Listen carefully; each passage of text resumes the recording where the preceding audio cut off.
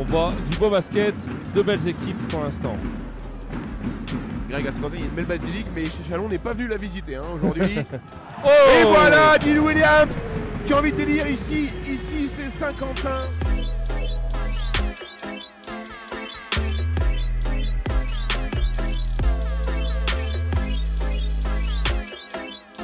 Chalon va avoir une courte possession s'il récupère le rebond défensif.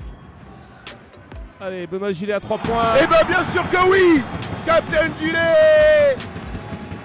La Belge qui repart au vestiaire.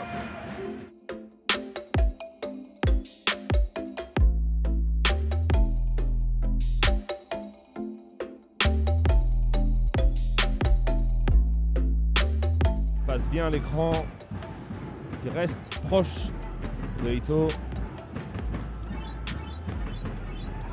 Qui est un petit peu isolé. Belle passe. Oh.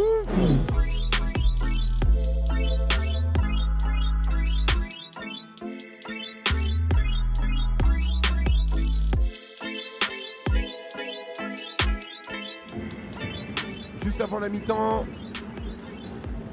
ça va faire du bien à Saint-Quentin. Augustin Powers. Oh, il s'est fait contrer. Ouais, c'est interdit tout ça de faire des actions pareilles. Regardez ça.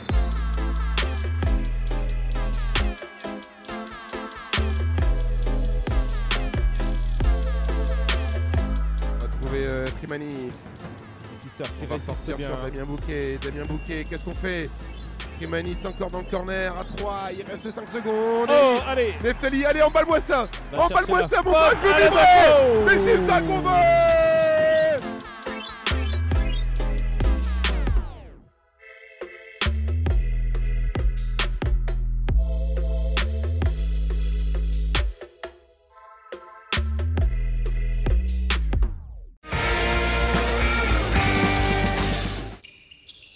Au lendemain de la très belle victoire du Saint-Quentin Basketball face à l'Élan Chalon, c'était au tour des espoirs du SQBB JSC de fouler le parquet de Pierre Rath samedi après-midi en recevant l'équipe de l'ALM Évreux. Un match disputé où les joueurs de Patrick Laplume ont eu le dernier mot, même si les locaux ont mal démarré la rencontre. Toujours un match compliqué contre Évreux, on a très mal commencé, on était à moins 14. Bon, les changements ont apporté, on va dire, de l'énergie, ont apporté de la discipline dans le jeu. Donc ce qui était important, on est vraiment revenu dans le match correctement. Et là, à la mi-temps, on était à moins 5. Mais je crois que là, la deuxième, on a fait vraiment une très très bonne deuxième mi-temps. Et je vais prendre ce match un peu comme un match référence. Parce qu'on a été constant, on va dire, du deuxième quart-temps jusqu'au quatrième. Et avec la finale, une belle victoire. Donc ce qui nous assure en plus pratiquement la deuxième place de la poule. Donc il nous reste Tours et Denain, donc je compte quand même les gagner. Et puis on ira à Nantes, on va dire sans pression. Donc voilà, c'est ce qu'on voulait absolument éviter. On a réussi à le faire. Donc bravo aux gars, parce que vraiment là on a fait un bon match. Il fallait continuer à jouer en équipe et pas individuellement, parce qu'il n'y a personne qui peut nous faire gagner un match. Et voilà, de défendre dur, ce qu'on a bien réussi à faire. On a contrôlé, on va dire, le rebond défensif qui était hyper important. Et après, je pense qu'on a eu quand même des shoots ouverts à 3 points qu'on a pris et qu'on a marqué. Et pas non plus prendre des shoots à 3 points parce qu'il faut les prendre. Félix, voilà, c'est ce que je viens de lui dire maintenant. Je suis super content de le revoir à ce niveau-là. Il a eu une période un peu galère, blessure, Covid et tout ça. Et là, voilà, il nous fait vraiment beaucoup de bien. Et il a fait un match, vraiment un match parfait. Donc même chose, Hugo de Freitas, il a fait un super match aussi. Donc, mais après, voilà, j'aime pas sortir des joueurs, on va dire, du lot. Mais je pense que c'est une équipe et c'est en équipe qu'on gagne. Donc la preuve, aujourd'hui, je pense que l'équipe était là et on a gagné. On a Denain la semaine prochaine. Il faut continuer dans la même continuité.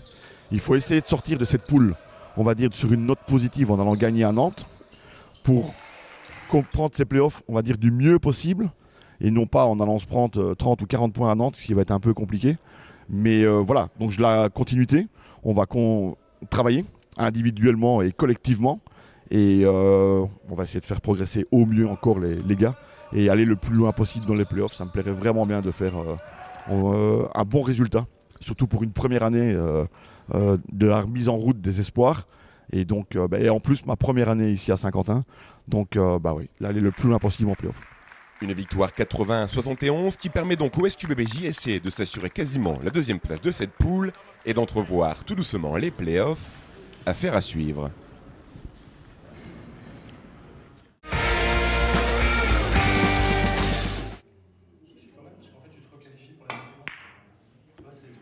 Vendredi après-midi, l'équipe de billard 3 bandes Division 1 de Saint-Quentin recevait celle d'Andernos. Dernier match à domicile, une rencontre très importante pour le classement où les Saint-Quentinois pointent actuellement à la 4e place. Grande journée, donc c'est la dernière journée de notre championnat de 3 bandes D1. Donc aujourd'hui, il faut absolument gagner. Alors 3 bandes, c'est du billard, donc sans trou, et il faut que les joueurs touchent les 2 billes et 3 côtés du billard avant de pouvoir marquer un point.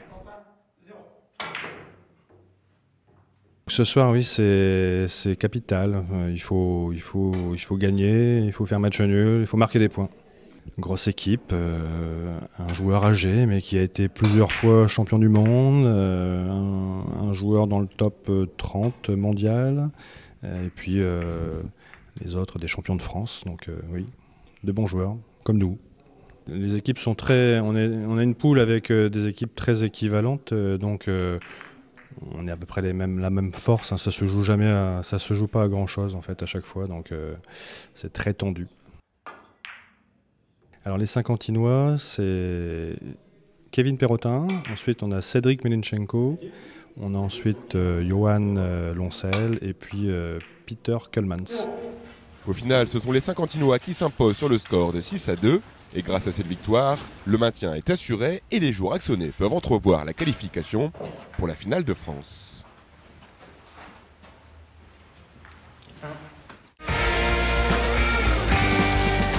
Parfait, messieurs. Le peloton qui accuse un retard de 20 secondes. C'est une reprise du beau temps. Franchement, ça fait plaisir. On a pu faire des rencontres puisque pendant 2 ans, cette course n'a pas pu avoir lieu pour des motifs de Covid. Elle n'a pas eu lieu ni en 2020 ni en 2021. Donc ça fait plaisir de renouer avec l'organisation de cette course. Alors un petit peu déçu sur le nombre de partants puisque nous avons eu 70 coureurs alors que en fait dans les autres années on avait 100 coureurs voire même 150 coureurs, mais la crise est passée par là, donc il faut le temps que tout s'organise. En tous les cas, ça a été une très belle course, très bien animée. Nos Saint-Quentinois n'ont pas démérité puisque vous avez pu constater que dans toutes les échappées, ils étaient présents. Ils ont animé la course presque, j'allais dire, de bout en bout, sauf dans les 15 derniers kilomètres où il y a eu une cassure et nos 2 Saint-Quentinois sont restés un petit peu en retrait. Dommage. Sinon, nous avons vu un très beau vainqueur en la victoire du Nogentais Dubec, lui, du 7e Nogent. La 2e place a été prise par Maura Ramirez du Olympique CVO et la 3e place Huc Legendre, ESG Douai. Et nous avons le premier Saint-Quentinois qui est Axel Laronaudy qui lui fait premier du peloton et il prend la 7e place. C'est une course de 6 km 500 qui pour le public c'est agréable puisque les coureurs passent tous les 10 minutes, 18 tours, ce qui représente 117 km, mais 117 km qui sont très compliqués et très difficiles. Le 12 juin, on va organiser un genre de critérium autour des Champs-Élysées, là où d'ailleurs a déjà eu lieu le critérium professionnel organisé dans le passé par Pascal Cordier. Donc on va faire une école de vélo, une course minime, cadet et aussi une passe cycliste. Je suis président de pêche depuis 2016. Le président il consiste à s'occuper de tout ce qui est les cartes de pêche, tout ce qui est papier pour les concours, pour les bons fonctionnement de pêche, voir comment ils vont les canaux, comment on peut faire des fois pour des concours, quand il y a des problèmes avec des pêcheurs, dire avec les jeunes, essayer d'organiser tout ce qui concerne la pêche, quoi, des gros problèmes, des petits problèmes. On est là pour ça, quoi. Je voudrais rester président de tous les pêcheurs, c'est-à-dire ceux qui ont les compétitions et ceux qui ont, on appelle les pêcheurs de dimanche, c'est-à-dire pour le plaisir. C'est ça le rôle d'un président, c'est d'être président de tous les pêcheurs. Avant d'être président, je peux vous dire, j'étais dans la compétition, j'étais membre de la société pendant 30 ans et j'étais vice-président après. Et après, j'ai pris la présidence juste derrière d'être vice-président. En ce moment, on a 2509 licenciés. Il y a 100 femmes, 2409 hommes. À 6 ans, on peut venir à la pêche sans savoir pêcher. Nous, on est là pour les apprendre à pêcher. À pêcher, il y a faire des lignes pour justement pratiquer la pêche. L'école de pêche, elle consiste à avoir des jeunes qu'on forme, des jeunes qui n'ont jamais vu une canne, une ligne, une amorce, un poisson. Donc on les montre comment faire les lignes, comment s'enformer les lignes. On les fait pêcher et quand ils font un poisson, ils sont heureux de le faire. Et moi aussi je suis heureux quand ils font du poisson, mais je suis encore plus heureux de voir les anciens parce que ça fait 20 ans qu'on a l'école de pêche, de voir des jeunes qui font de la compétition déjà. Qualité, c'est-à-dire les jeunes qui sont passionnés par ça. C'est-à-dire qu'ils aiment la nature, qu'ils aiment le poisson, qu'ils aiment être assis sur une caisse et pas bouger, être patient. Et après, pour être un bon pêcheur, vraiment un bon pêcheur, il faut déjà avoir un peu de chance. Et après, le reste, ça vient avec le reste en formant l'amorce, les lignes et tout ça. C'est juste pour ça qu'on les apprend certaines façons de pêcher pour qu'ils s'améliorent et qu'ils se rappellent de nous qu'est-ce qu'on a dit. Un bon pêcheur, moi je considère un bon pêcheur, c'est tout sportif. C'est-à-dire c'est un entraînement. Il faut, quand on peut, on finit de faire le travail, par exemple l'école. Quand on a fait tout ce qu'il y a à faire des écoles, hop, on va à la pêche. C'est-à-dire on fait de l'entraînement.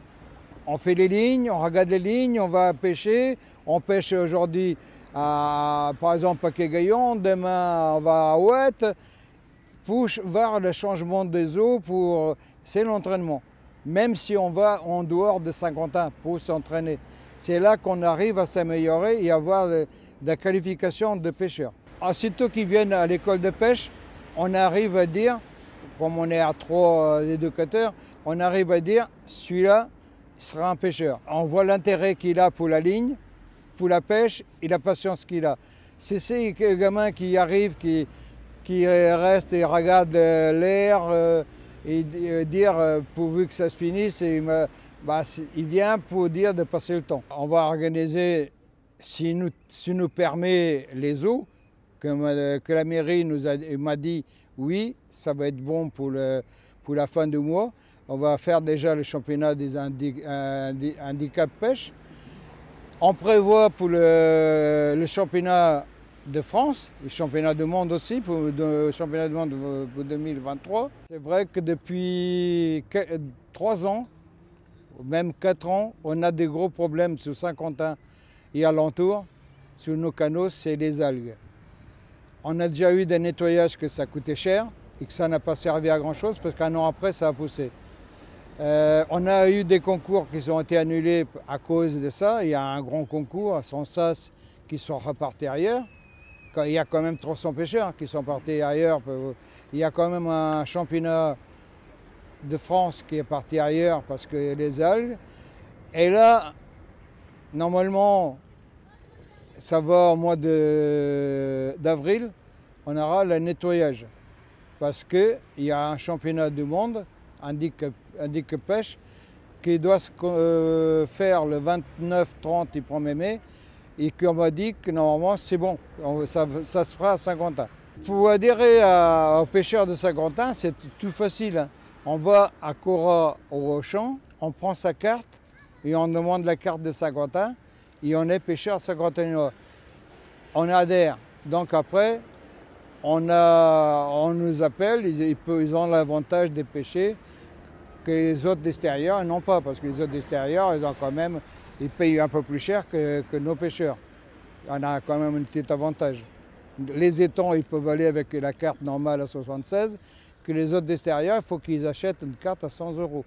Il y a quand même un petit avantage. Donc c'est ça l'avantage qu'ils ont. Et après, s'ils veulent entrer dans un club, bah, ils rentrent directement, parce qu'il faut quand même, comme lui on les soutient, faut quand même avoir la carte de Saint-Quentin. J'ai dit, quand on donne quelque chose, il faut au moins participer au club. Même mon petit-fils qui fait le championnat de France, je ne l'ai pas donné, je l'ai fait. Mais je le donnerai quand je serai vraiment avec deux béquilles, je les donnerai. Mais vous savez, c'est dur quand même à un pêcheur de donner son amorce. On donne la base, mais on ne donne jamais tous les secrets. Aujourd'hui, nous allons prendre un peu de hauteur pour découvrir un sport trop méconnu à Saint-Quentin, mais qui reste pour autant très accessible, la pratique de l'escalade. L'escalade, ça va être grimper sur un mur, ou artificiel ou naturel, donc avec pour objectif d'arriver en haut. Si c'est de l'artificiel, prendre des prises de couleurs, donc toujours la même couleur, avec des différents niveaux de difficulté. Et après, en extérieur, ça va être suivre des voies, pareil, avec des niveaux de difficulté, mais en prenant tout. Tout le monde peut venir, il n'y a pas de choses spéciales, pas de taille, pas de poids, pas d'âge, tout le monde peut essayer. Et même si vous avez le vertige et que vous pensez que cette discipline n'est pas pour vous, détrompez-vous. Même avec le vertige, on peut faire de l'escalade. Parce que ça arrive régulièrement qu'on me dise « Ah, mais moi, j'y arrive pas, j'ai le vertige. » Et en fait, on avait notre secrétaire avant qui avait le vertige, qui avait du mal à grimper. Et en fait, la première fois qu'elle a réussi, c'est en se bandant les yeux, et en voyant plus le vide. Et après, c'est passé tout seul. Vous l'avez compris, aucun prérequis est nécessaire. Encore un sport loisir ouvert à tous. Alors, on fait des cours jeunes et des cours adultes. Les cours jeunes, ça dure toute l'année, c'est à partir de 11 ans. C'est le mardi de 18h30 à 20h. Donc on peut prendre 14 personnes maximum. Malheureusement, on a beaucoup de demandes et on est obligé d'en refuser. Et les cours adultes, c'est le jeudi de 20h à 22h. Alors ça ne dure pas toute l'année, c'est à partir de la fête du sport jusqu'à février-mars à peu près. Parce qu'en fait, c'est essentiellement pour apprendre aux nouveaux à grimper en moulinette et en tête. Donc une fois qu'ils savent, en fait, on arrête les cours et c'est séance libre tout le jeudi. Alors, il faut nous joindre sur le site. Il y a une partie contact pour envoyer un mail. Après, malheureusement, comme on ne fait plus des cours adultes toute l'année et que, en fait, une fois inscrit, c'est... Comment dire ? En fait, les élèves apprennent progressivement, donc on ne peut pas s'inscrire en cours d'année. En fait, on peut venir à partir de septembre jusqu'à octobre, on accepte des nouveaux. Après, on n'accepte plus. N'attendez plus, venez découvrir l'escalade et pour le premier cours, vous pouvez venir... Les mains dans les poches. En fait, nous, on prête, on a là-bas tout ce qui est baudrier et chaussons. Pour la première séance, on ne fait même pas mettre des chaussons. Les baskets, ça suffit parce qu'il y a des grosses prises, donc c'est bien. Et baudrier, ça, on prête. Parce que c'est pareil, si on veut essayer mais que finalement ça ne plaît pas, pour le début, il n'y a pas de souci. Un sport qui permet de développer l'endurance, la souplesse et la confiance en soi. Alors n'hésitez plus, venez vous essayer à l'escalade et rassurez-vous, vous retomberez toujours sur vos pieds.